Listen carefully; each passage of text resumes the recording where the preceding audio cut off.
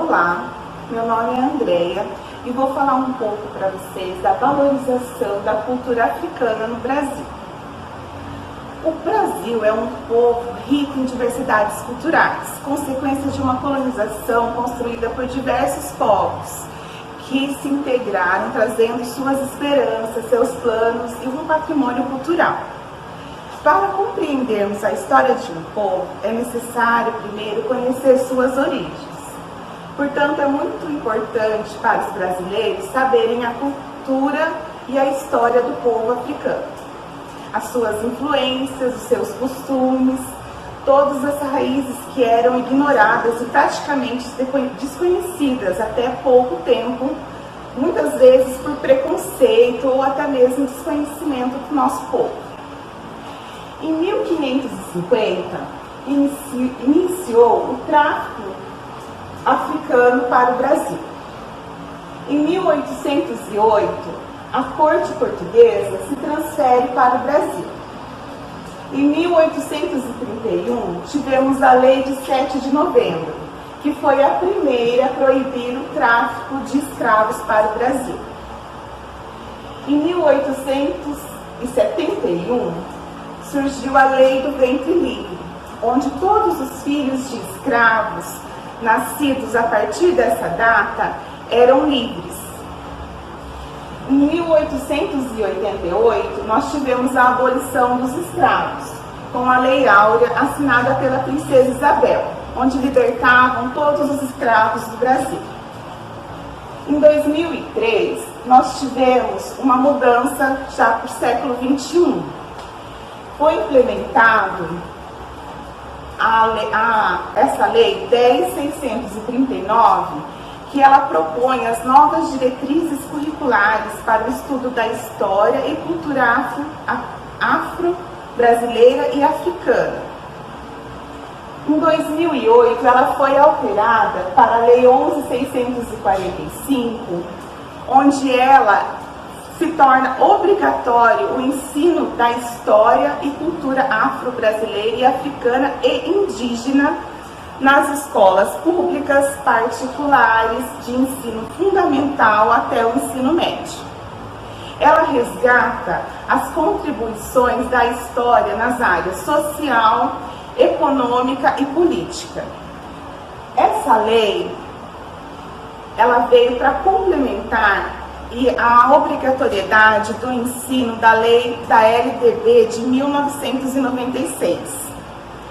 É também dever do Estado e dos municípios, através da Secretaria da Educação, garantir as condições necessárias para os docentes para cumprimento dessa lei.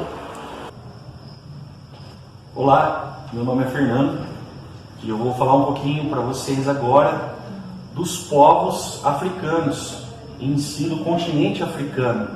Como é que esses povos vieram parar aqui no Brasil, como é que houve essa miscigenação e por que isso aconteceu. Ok? Falando um pouquinho sobre o continente africano, a gente pode observar aqui no mapa como esse território é grande e ele é rico. Ele é cercado por mares, pelo Mar Vermelho, pelo Mar Mediterrâneo e pelos oceanos Atlântico e Índico. Okay? Nesse continente, denominado africano, vivem até hoje os povos africanos.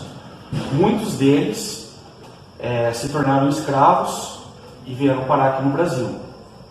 Isso se deu devido ao grande crescimento do comércio europeu, que começou a expandir o seu território.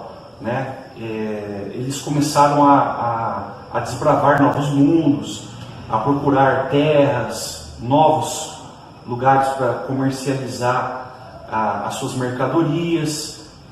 E chegando a esse continente, eles encontraram esses povos, um povo muito rico. Os povos africanos, eles viviam em pequenos reinos, pequenas aldeias. Eles dominavam a agricultura, a metalurgia, a mineração. Eles cultuavam vários deuses da natureza, dentro da natureza, mas eles acreditavam em um Deus maior, em um único Deus, Criador de todas as coisas. eles eram povos gentis, eles evitavam as guerras, casando-se entre si, dando-se em casamento.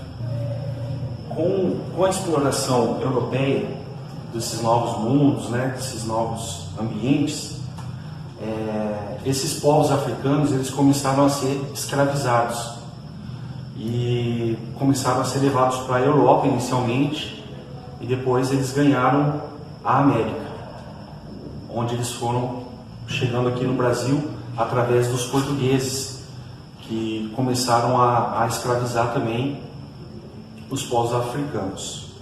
Estima-se que 40% dos escravos que foram capturados no continente africano, 40% deles vieram parar aqui no Brasil nesse período.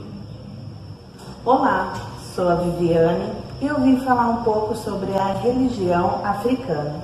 Quando os negros chegaram ao Brasil, eles foram obrigados a seguir o catolicismo. O catolicismo foi trazido pelos brancos e de origem portuguesa, mas os negros continuaram realizando seus rituais africanos em quilombos e florestas. Através dessas influências surgiu o candomblé.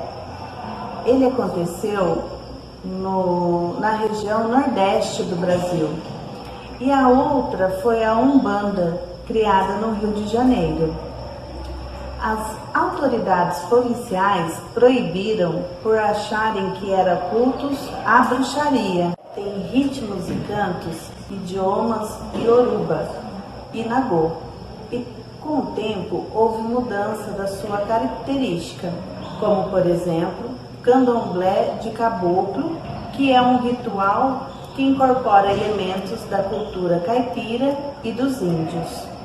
A Umbanda, ela incorpora a junção da religião candomblé, catolicismo e espiritismo. E temos a arte africana, que é baseada nos usos e costumes das tribos. Nas pinturas e nas esculturas, elas expressam os valores étnicos, morais e religiosos. O material mais utilizado em suas artes é o ouro, o bronze e o marfim. E também tem a utilização de máscaras, que é um significado místico e importante na arte africana, sendo usado nos rituais e funerais. Sua confecção é feita em barro, marfim, metais e o mais utilizado é a madeira. O maior acervo da arte antiga africana se encontra na Europa Ocidental. O objeto de arte é funcional, desenvolvido para ser utilizado, ligado ao culto dos antepassados, profundamente voltado ao espírito religioso, características marcantes dos povos africanos. É uma arte extremamente representativa, chama a atenção pela sua forma e estética. E os simples objetos de uso diário, como ornamentos e muitos tecidos, expressam muita sensibilidade. Olá, eu sou a Eva. O continente africano é gigantesco, por isso, em cada um de seus países e regiões, a culinária é única. Independente de qual seja, elas são extremamente ricas e singulares. É muito comum que as pessoas pensem na África de uma forma homogênea, mas ao contrário disso, sua diversidade cultural é impressionante. Nos países africanos, como em quaisquer outros países do mundo, a culinária é um dos principais pontos de expressão da cultura. Fatores como alimentos regionais, o país colonizador, as tradições e as formas de preparo conferem à comida típica características que refletem a identidade de um povo. O Brasil, em especial, é um país muito marcado pela influência das comidas típicas da África. Durante o período colonial, estima-se que entre 4 e 5 milhões de africanos escravizados tenham sido trazidos ao país. Junto com eles, ainda que duramente repreendidas, vieram suas tradições e costumes, incluindo a culinária. Em relação aos alimentos, vieram da África a banana, o café, a pimenta malagueta, o azeite de dendê, o inhame, o quiabo, o gengibre, o amendoim, a melancia, o jiló. Viram ingredientes diferentes também, como o leite de coco da Bahia. Com eles, descobrimos o feijão preto, aprendemos a fazer acarajé, e aí temos uma figura do que é o acarajé, aprendemos a fazer o cuscuz. Nessa época, os portugueses traziam da Europa os ingredientes para fazerem suas comidas. E a comida era reservada para os escravos, era muito pouco. Então eles se alimentavam dos restos que sobravam dos senhores. Mas, com criatividade, faziam comidas gostosas. Assim como os povos indígenas, os africanos eram bons apreciadores do pirão, costume alimentar amplamente difundido entre nós. Também temos alguma parte do vocabulário. A língua, ela é viva e se move entre cidades, estados, países e continentes. Se move de dentro para fora, pelas bordas, no meio de um rio. Transformador em carinho. Tem cor, tem história.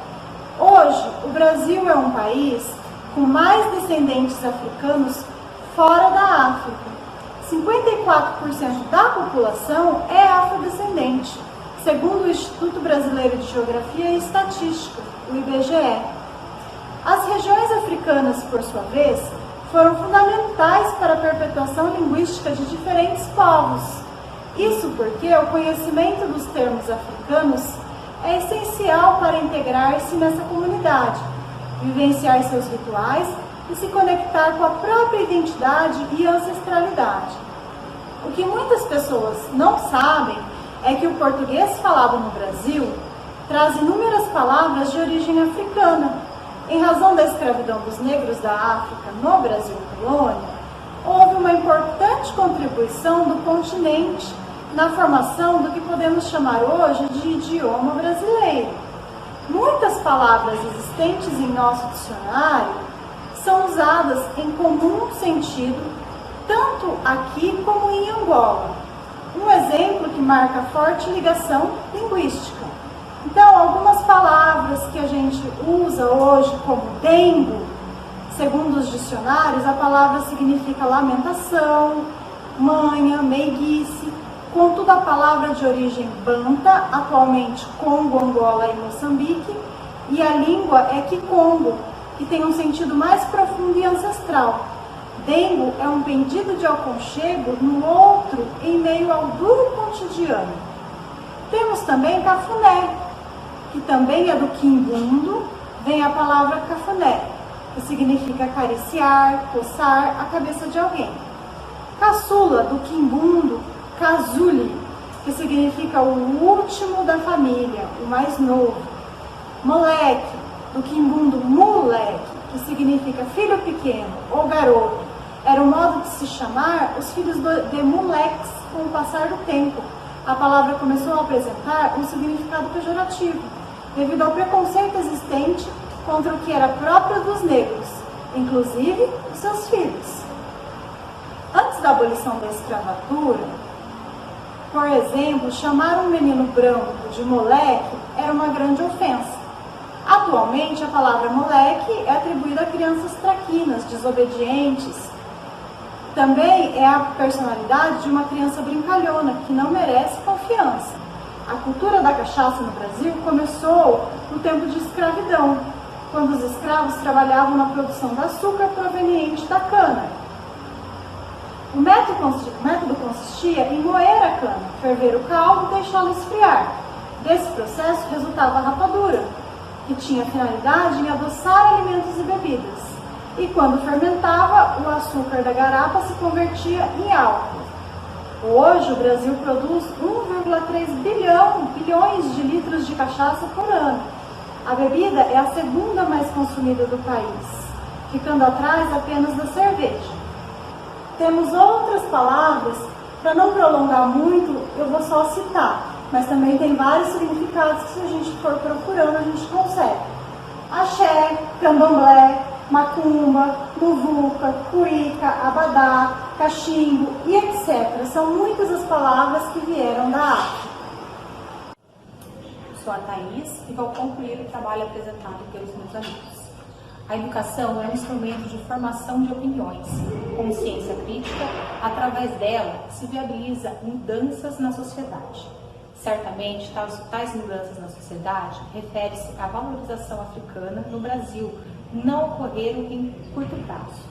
No entanto, o conhecimento da cultura africana, quando eficientemente explorada e difundida, tem êxito no alcance dos objetivos educacionais, os quais visam a atribuição de valores devido a esta cultura, redução a conhecimento. O docente precisa participar de formações continuadas ou cursos que o levem a conhecer consistentemente a história da África e a cultura africana, pois não há como ensinar o que não se conhece. O ensino da história da África sempre foi deficitário. Os capítulos nos livros de história eram extremamente reduzidos, escondendo a complexidade das informações que poderiam ter a respeito desse continente, o qual é o berço da humanidade. A cultura africana era citada como componente na formação do povo brasileiro, mas não era aprofundada como as demais, a ser atribuída o respeito e importância, pois igualmente as outras culturas contribuiu para a história do nosso país. No decorrer da linha do tempo da história dos negros no Brasil, muito se desenvolveu no que se refere à vinda dos negros para o Brasil, a vida como escravos e a sua libertação. Porém, somente com a Lei 10.639 de 2003, houve a obrigatoriedade do ensino da cultura africana nas escolas, como um currículo obrigatório.